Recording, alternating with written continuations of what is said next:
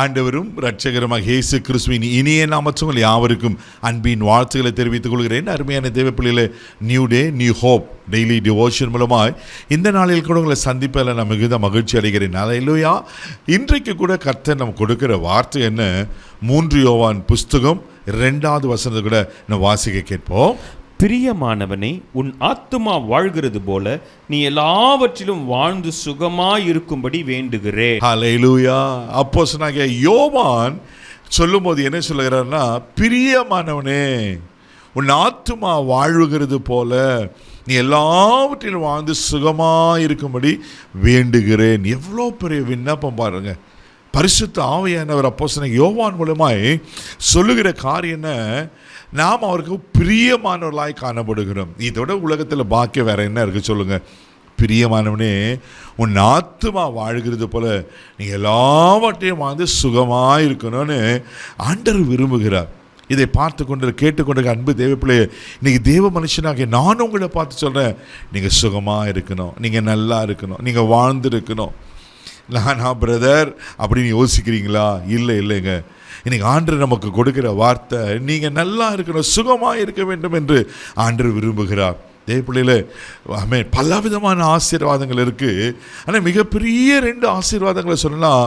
ஒன்று சமாதானமோ, ஒன்று சுகமுள்ள ஆரோக்கியமுள்ள வாழ்க்கை தான். இன்றைக்கி பல கோடி பணங்கள் இருந்தோம் நிம்மதியாக ஒரு தோசை சாப்பிட முடியுதுங்களா?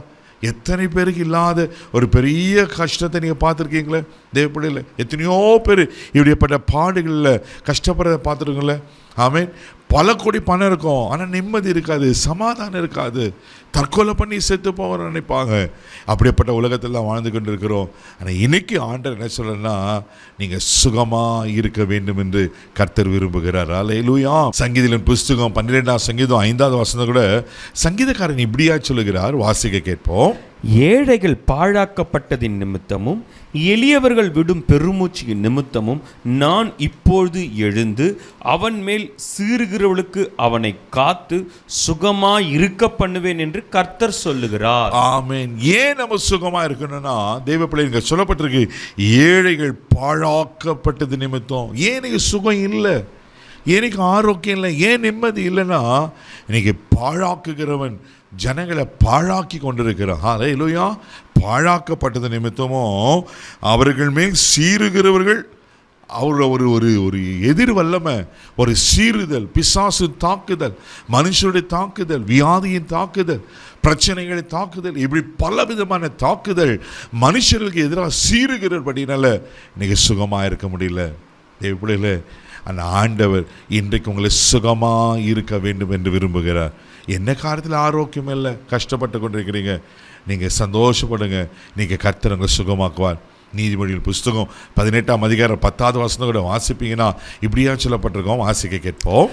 கர்த்தருடைய நாமம் பலத்த துர்கம், நீதிமான் அதற்குள் ஓடி சுகமாயிருப்பான். ஆமென். கர்த்தருடைய நாமம் பலத்த துர்கம். ஆண்டவர் தாங்க, அவர் நாமம் அவர் தானே, இயேசு தானே. அவர் நாமம் பலத்த துர்கமா, நீதிமான் அதற்கு ஓடி சுகமாக இருப்பான். நீங்கள் நீதியாக பரிசுத்தமாக ஆண்டருக்கு பிரியமாக மட்டும் வாழ்ந்துருங்க, அவர் உங்களுக்கு எல்லாவற்றிலும் சுகமாய் காத்துக்கொள்ள உண்மையில் இருக்கிறார். ஹல்லேலூயா. அப்போ ஆண்டவர் என்ன விரும்புகிறாரு? தேவப்பிள்ளையிலே, நீங்களே நானும் சுகமாக ஆரோக்கியமாக, ஆமென், மகிழ்ச்சியாக சமாதானமாக இருக்கணும்னு விரும்புகிறார். இன்றைக்கி கர்த்தர் அப்படி உங்களை சுகமாக்க, உங்களுடைய ஆத்துமாவில், உங்கள் ஆவியில், உங்கள் சரீரத்தில் இருக்கிற எல்லா தீங்குக்கும், எல்லா இடர்களுக்கும், எல்லா வியாதிக்கும் உங்களை விலக்கி சுகமாக்க உண்மையில் வருகிறார். கண்களை மூடி நாம் ஜெபிக்கலாம். தகப்பனே, உமக்கு நன்றி சொல்லி உம்மை துதிக்கிறோம், ஸ்தோத்திரப்பா. ஆண்டவரே, நாங்கள் சுகமாக இருக்க நீர் விரும்புகிறீரப்பா. யார் யார் என்னென்ன காரியத்தில் சுகவீனமாக இருக்காங்களோ, பலவீனமாக இருக்காங்களோ, இப்பொழுது இயேசுவின் நாமத்தில் நான் ஜெபம் பண்ணுறேன்ப்பா. உங்கள் சுகமாக்குற வல்லமை இறங்கட்டும், எங்கள் ஆத்துமாவை ஆவியை தொடட்டும், எங்கள் சரீரத்தில் எல்லா வியாதிகள் இப்போது மறைந்து போகும்படியான்னு ஜெபிக்கிறப்பா. உங்கள் வல்லமையில் பிரச்சனத்துக்கு ஒப்பு கொடுக்குறேன். பாதுகாத்துகளும் ஆசீர்வதி இந்த நாள் முழுதும் கரம் எடுத்து நடத்தும். இயேசுவின் உச்சமாக பிதாவே, ஆமென். அவர் உங்களை சுகமாக்கிட்டார். தைரியமாக போங்க. God bless you.